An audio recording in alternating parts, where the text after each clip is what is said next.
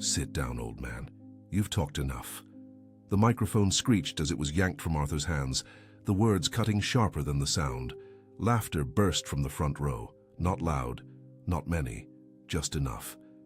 Arthur Vance stood there, frozen, late 60s, sunburned skin, a worn cap clenched between his fingers. He had only stood up to talk about water, about the fields he'd worked since he was a boy, about keeping his crops alive one more season. That water wasn't just pipes and permits to him, it was his living. People stared at the floor. Chairs creaked. No one moved. The young man who took the mic smiled, like this was entertainment. Clean boots, expensive jacket. He spoke fast and confident, like he owned the room. Like everyone there already knew better than to argue. "Times change," Bertie said. "Some folks just can't keep up." Arthur opened his mouth, then closed it. His face went pale. His shoulders sank. He looked around the hall for someone, anyone, to say something. They didn't. Neighbors he'd helped during harvest, men who'd borrowed his tools, women who'd shared his table. All silent. That silence did more damage than the words. Someone in the back snorted. Another chuckle followed. The young man handed the microphone back like the conversation was over. And just like that, it was. Arthur didn't sit. He didn't speak. He just stood there while the meeting moved on, as if he hadn't said a word. As if decades of work, sweat, and soil meant nothing in that room anymore. In the corner, a small camera kept recording. Steady, unblinking. By the time Arthur finally turned toward the exit, his hands were shaking. What he didn't know, what no one in that hall seemed to realize, was that this moment wouldn't stay inside those walls. Because once a man is humiliated in front of everyone, the real question isn't what was taken from him. It's who's going to refuse to let it stand. The dust settled thick and heavy on the main street of Harmony Creek, just like it had for generations. This wasn't a place of flashing lights or big city noise. Here, the rhythm of life moved with the sun and the seasons. Families had worked the same plots of land for 100 years or more, their hands calloused, their backs bent by honest labor. But lately, something else had started to settle too. A quiet unease, a feeling that the old ways were slipping.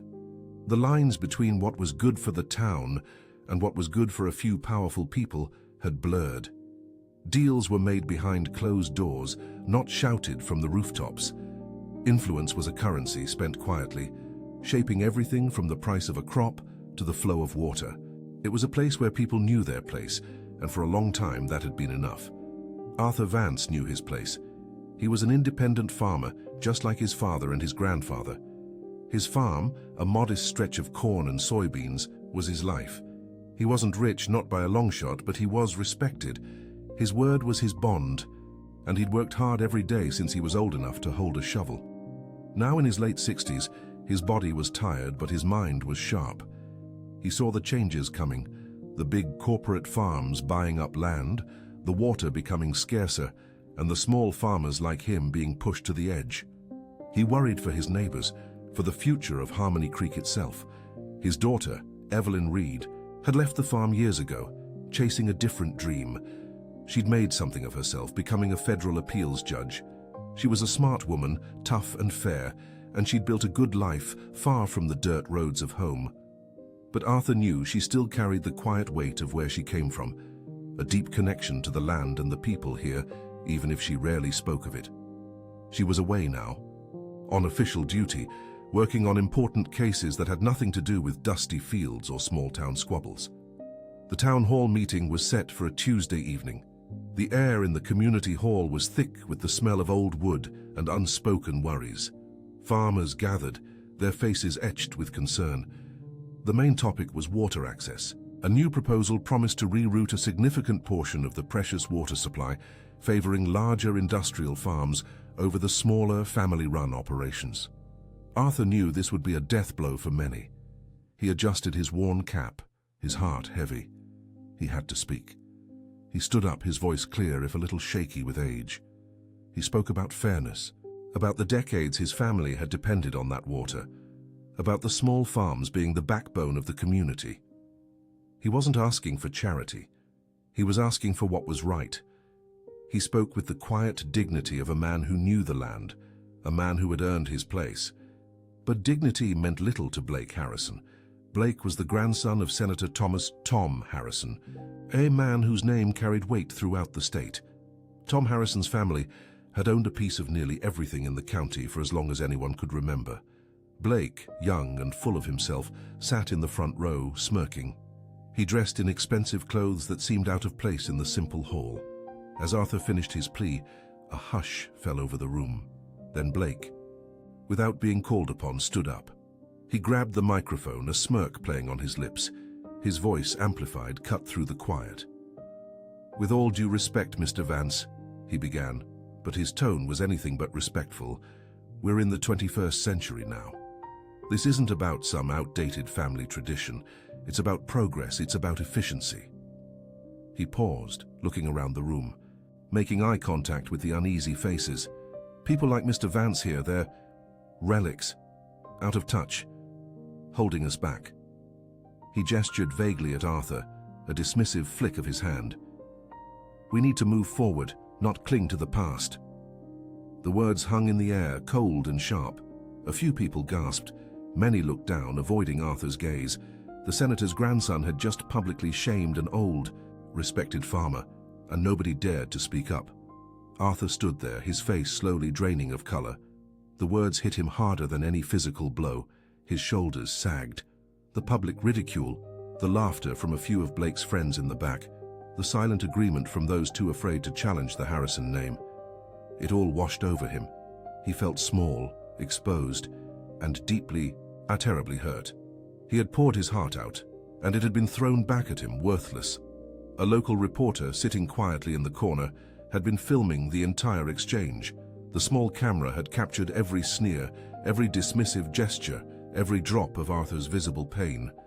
Within hours, that footage was online, spreading from phone to phone, from one neighbor to the next, then beyond the small town.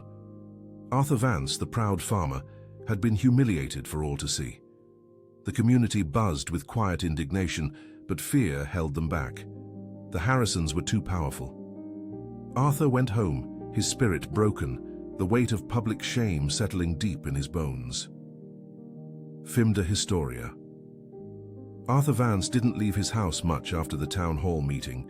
He'd always been an early riser, out on his tractor before the sun was fully up. Now he lingered over his coffee, staring out at fields he'd worked his whole life. His neighbors, good people, would wave from their trucks, sometimes stop to drop off a pie or a casserole. They meant well, but their eyes held a mix of pity and fear. They knew what had happened. They'd seen the video. And they knew who Blake Harrison was and who his grandfather was. That name, Harrison, carried weight, a silent threat that hung over Harmony Creek like a storm cloud. People stopped talking when a Harrison pickup drove by. They kept their heads down, paid their bills, and prayed they wouldn't attract any attention. Blake Harrison, meanwhile, seemed emboldened. The public humiliation of Arthur Vance wasn't a mistake. It was a demonstration. A few days later, another small farmer, Old Man Jenkins, found his water allocation suddenly cut. Not a reduction, but a complete halt for a week, right when his young crops needed it most. Jenkins went to the county water board, a stack of old permits in his trembling hand. He argued, he pleaded, but the board members, all appointed by or connected to Senator Harrison, simply shook their heads. They cited new regulations, complex legal terms Jenkins couldn't understand. The paperwork, they said, was all in order. Jenkins watched his fields dry up, his harvest ruined. He just stared at the parched earth, his life's work turning to dust. It was a clear message to anyone else who dared to speak up. A cold, hard lesson delivered publicly. The video of Arthur was still circulating, a reminder of what happened to those who challenged the powerful. The fear in Harmony Creek solidified. People stopped looking at Arthur with just pity. Now there was a shared, unspoken dread. The local newspaper, a small weekly that usually printed recipes and school news, tried to cover Jenkins's plight. The young reporter who had filmed Arthur's humiliation, Sarah Miller, wrote an article detailing the sudden water cut-off and the board's dismissive response. She even tried to get a comment from Senator Harrison's office. She got nothing but a curt, no comment. A day after the story ran, The newspaper's biggest advertiser, a regional seed supplier that had recently acquired a large Harrison-owned plot, pulled its contract. The paper, already struggling, was hit hard. The editor called Sarah into his office. "Sarah," he said, his voice tired, "I know you mean well, but we can't afford to make enemies. Not with the Harrisons." He told her to stick to local festivals and bake sales for a while. The paper, the voice of the community, had been silenced, its ability to report freely gone. The official channels, the local authorities, were not just turning a blind eye, they were actively protecting the powerful. The system was rigged. Arthur watched the news, his eyes hollow. He saw Jenkins's ruined fields on the local TV, the brief censored report on the newspaper. He thought of his own farm, his own water, his own dignity, now taken from him. He had fought his whole life, worked hard, raised his daughter to believe in fairness. But what good was fairness when power crushed it underfoot? He couldn't eat, couldn't sleep properly. The humiliation had stripped something essential from him.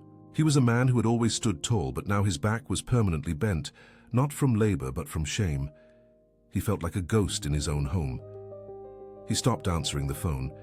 He stopped going into town. The silence in his house grew heavy, filled with unspoken pain. He just sat, sometimes for hours, staring at nothing, a deep, silent wound festering inside him. He knew what was coming next. He was a relic, as Blake had said, and relics eventually broke apart. Then the formal notice arrived, a thick envelope, official-looking, with the county seal. Arthur's hands trembled as he opened it. It was a revised water allocation document. His farm's share of water had been drastically cut, effective immediately, citing revised agricultural needs and efficient resource management. This wasn't a temporary cut like Jenkins's. This was permanent. It was a death sentence for his crops, for his farm, for his way of life. Without adequate water, his small farm, already barely breaking even, would be financially ruined within a single growing season. This wasn't just an insult, it was an execution order for his livelihood. He stared at the page, the official jargon blurring. He knew it was Blake's doing, Senator Harrison's doing. They were systematically squeezing out the small farmers one by one, and now it was his turn. There was no going back from this. He knew he was losing his farm. It was then that Evelyn Reed finally returned home. She stepped out of her rental car, the dust of Harmony Creek kicking up around her expensive shoes. The quiet of the farm was both familiar and unsettling. As she walked towards the old farmhouse, she noticed how overgrown the front yard was, how the paint on the porch was peeling more than she remembered. Her father wasn't waiting on the porch swing as he usually was. She found him at the kitchen table, staring blankly at the water notice. His shoulders were slumped, his face drawn and pale. The man she remembered, strong and proud, seemed to have shrunk. She saw the video of the town hall meeting on his old tablet, playing on a loop. Blake Harrison's sneering face, his dismissive words, her father's shocked, wounded expression. A cold fury ignited within her, spreading like wildfire. She felt a primal urge to protect him, to tear down the arrogant young man who had dared to break her father's spirit. Evelyn hugged her father, a silent embrace that spoke volumes. She read the water notice, her legal mind immediately dissecting every line, every clause. It was clean, legally speaking, almost too clean. It felt engineered. She spent the next few days just observing. She didn't announce her presence as a federal judge. She just listened. She heard the whispers in the local diner about the Harrisons, the fear in people's voices when their name came up. She saw the worried glances when a black Cadillac, often seen chauffeuring Blake, drove through town. She noticed the new, oversized corporate agricultural trucks rumbling down the country roads, past her father's dying fields. She drove around, looking at the large, newly acquired tracts of land, seeing the connections, the patterns. It wasn't just about water, it was about land, about control, about squeezing out the independent farmers to make way for big business. Blake's public display wasn't just arrogance, it was a symptom of a much deeper, uglier disease. Evelyn began to pull at the loose threads, quietly, carefully. She started making phone calls, not as Judge Reed but as Evelyn Vance, a concerned daughter looking into her father's affairs. She requested public records, land deeds, campaign finance reports. She knew the risks. Any misstep, any overt action, and her career, her very standing as a judge, could be jeopardized. And if the Harrisons caught wind of her investigation, her father, and perhaps the entire community, could be in even greater danger. She had to be invisible, a shadow seeking truth, until she had undeniable proof. She decided to hold back her power, to act as a daughter, not a judge, for now. This choice meant things would get worse for others before they could get better. Faimda Historia. The quiet investigation was harder than Evelyn expected. Every public record request was met with delays, excuses, or incomplete files. When she tried to access historical water rights documents, the county clerk, a nervous woman named Betty who had known Evelyn since she was a child, stammered about system upgrades and missing archives. Betty wouldn't meet Evelyn's eye, her hands trembling as she spoke. It was clear the roadblocks weren't accidental. Senator Harrison's influence wasn't just felt, it was woven into the fabric of every local office. Evelyn tried to talk to other small farmers, but they politely, firmly refused to speak. Their eyes held the same fear she saw in Betty's. They would just shake their heads, mumble about not wanting trouble, and walk away. The fear was a wall, thicker and stronger than any legal barrier. Arthur, meanwhile, seemed to shrink further into himself. The sun beat down, but his fields, deprived of their fair share of water, were turning yellow and brittle. The cornstalks, once tall and proud, now bowed like old men, their leaves crackling dry. The well pump, usually humming with life, ran less and less. Evelyn watched him, her heart aching. He would walk the rows, touching the dry soil, a defeated look on his face. He'd barely spoken a full sentence to her since she arrived. The farm, his legacy, was dying before his eyes, and he felt powerless to stop it. He was a man of action, of work, and now he had nothing left to fight with. Evelyn knew the financial blow was irreversible. His savings, carefully put away for his old age, were now being eaten away by the failing farm. He was losing his past, his present, and his future, all because of one man's greed. One afternoon, Evelyn drove past the property of the Johnsons, a family she'd known all her life. Their farm, usually bustling with activity, was silent. A for sale sign, freshly planted, stood crookedly by the roadside. It was a stark white in contrast to the green fields of the large corporate farm next door, which seemed to be thriving. The water cuts had hit the Johnsons even harder than Arthur. Evelyn later learned from a hushed conversation at the general store that the corporate farm had made them an offer they couldn't refuse, a fraction of what their land was worth, but enough to pay off their immediate debts and avoid total ruin. It was a forced sale, a slow strangulation. The message was clear. If you couldn't farm, you had to sell, and the only buyer was connected to the Harrisons. This wasn't just happening to her father, it was happening to everyone, systematically, quietly, brutally. The Johnsons' forced sale was a tangible, irreversible loss for the community, a piece of Harmony Creek's soul ripped away. Evelyn felt a deep, cold anger, sharper than any emotion she'd allowed herself to feel in years. As a judge, she had always been objective, detached, focused solely on the law. But this was different. This was personal. This was her father, her home, her people. The systems she believed in, the very principles she upheld in her courtroom, were being twisted and broken right here in plain sight. She understood why people were afraid. Senator Harrison wasn't just a politician. He was a machine, crushing everything that stood in his way. She saw the pattern clearly now. The manipulated land deals, the water rights diverted, the local officials silenced or bought. It wasn't just about Blake's arrogance. It was a deeply entrenched scheme designed to concentrate wealth and power in the hands of a few at the expense of everyone else. She felt the weight of her judicial oath, the demand for justice, pressing against the practical dangers of confronting such a powerful man. She had to navigate this carefully, like walking a tightrope over a canyon. Her resolve solidified. She knew she couldn't act rashly. A federal judge couldn't just barge into a small town and start making accusations. She needed irrefutable proof, something that couldn't be dismissed as a personal vendetta or a misunderstanding. She spent late nights in Arthur's dusty study, poring over old county records, property maps, and obscure state agricultural statutes. She cross-referenced land deeds with campaign finance records, looking for connections, for hidden trusts, for shell corporations. She called in favors from her professional network, discreetly asking colleagues in other states for legal research on complex land and water rights cases, never revealing the true nature of her inquiry. She felt the isolation of her position. No one in Harmony Creek could help her, and no one in her professional life could know what she was really doing. She was alone in this fight, a solitary figure against a deeply entrenched system. Her secrecy, however, came at a cost. Back in her professional life, an important appeals case was coming up, one she was expected to lead. She found herself distracted, her mind constantly drifting back to Harmony Creek, to her father's slumped shoulders, to the dying fields. Her colleagues, noticing her unusual quietness and occasional missed deadlines, began to question her focus. Her clerk gently reminded her of looming deadlines, of the detailed reports she needed to file.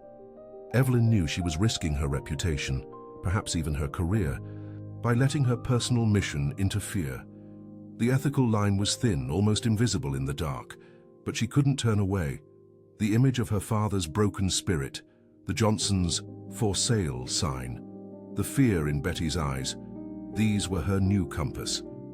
This was a real, tangible sacrifice she was making, putting her prestigious career on the line for a fight that might not even be winnable. Then, a breakthrough. While sifting through a stack of old, mostly ignored county commission meeting minutes that Betty, perhaps out of a glimmer of conscience, had found tucked away in a back room, Evelyn stumbled upon a curious entry. A vote from 5 years ago, approving a seemingly minor adjustment to the town's water grid, rerouting a small, unused pipe. On the surface, it seemed innocuous. But Evelyn remembered seeing something similar in a federal water management report from a neighboring county. She cross-referenced the names of the commissioners who had voted in favor. All had received significant, but cleverly disguised, campaign donations from a newly formed agricultural development firm just weeks before the vote, a firm whose primary investors were listed as various anonymous entities. Evelyn dug deeper, following the paper trail. It led her through a labyrinth of shell companies, all pointing back to a single, undeniable source. A trust fund managed by Senator Harrison's private attorney, a fund specifically set up for Blake Harrison. The unused pipe was not for the public good. It was designed to divert water directly to land that the Harrisons secretly intended to acquire, and were acquiring from struggling farmers. It was all there, in black and white, a direct link between the senator, his grandson, the water board, and the systematic land grab. This was the proof she needed. This document, this paper trail, was irreversible. It laid bare the whole scheme, a concrete revelation of their corruption. Fimda Historia. Armed with the clear evidence, Evelyn knew the time for quiet observation was over. The paper trail, linking the Harrison family to the illegal water diversion and land grabs, was undeniable. She didn't move overtly as a judge, not yet. Instead, she activated a network, a trusted contact in a federal agency known for investigating public corruption. She compiled her meticulous findings into an anonymous but thorough report, detailing the ethical breaches, the campaign finance violations, and the abuse of public office. She sent it knowing that once it left her hands, there was no taking it back. This was an irreversible step, a direct challenge to the heart of Senator Harrison's power. Within weeks, a subtle tremor ran through Harmony Creek. Unmarked cars were seen parked near the county offices. Strangers, quiet and observant, appeared in the local diner, asking careful questions about land deals and water rights. The news reached Senator Harrison quickly. He and Blake called an emergency meeting with their lawyers. Blake, still arrogant, dismissed it as a fishing expedition by some low-level bureaucrats. But Senator Harrison, a seasoned politician, knew the smell of trouble. He tightened his grip on local officials, issuing stern warnings against speaking to any outsiders. The tension in town thickened, a silent war of nerves. The Harrisons tried to identify the source of the leak, sending veiled threats through intermediaries to anyone they suspected might have talked. Evelyn watched these maneuvers, her jaw tight. She knew her report had landed. She also knew the Harrisons wouldn't go down without a fight. One evening, a large black SUV, the kind Blake often drove, pulled slowly past Arthur's farm, lingering longer than necessary. Arthur, seeing it, instinctively stepped back from his window, a new wave of fear washing over him. The sight of it sent a cold shiver down Evelyn's spine. It was a clear message, a reminder of their reach. This wasn't just about documents anymore. It was about intimidation. The conflict had escalated, moving from paper to veiled threats against her family. The federal investigation gained momentum. Subpoenas were issued, demanding records from the county water board and local planning commissions. The officials, once loyal to Senator Harrison, began to crack under the pressure.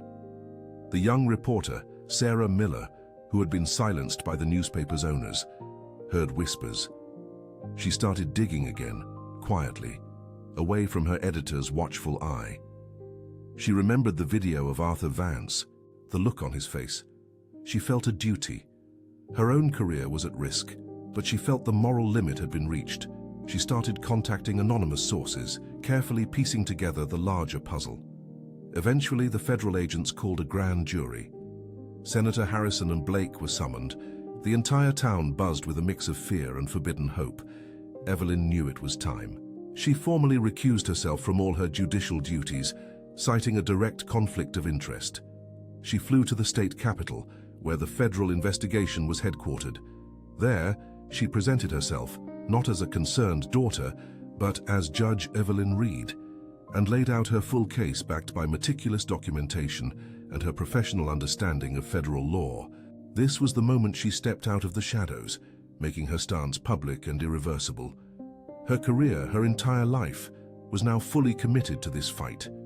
The public hearings began in a packed courtroom, not in Harmony Creek, but in the larger state capitol.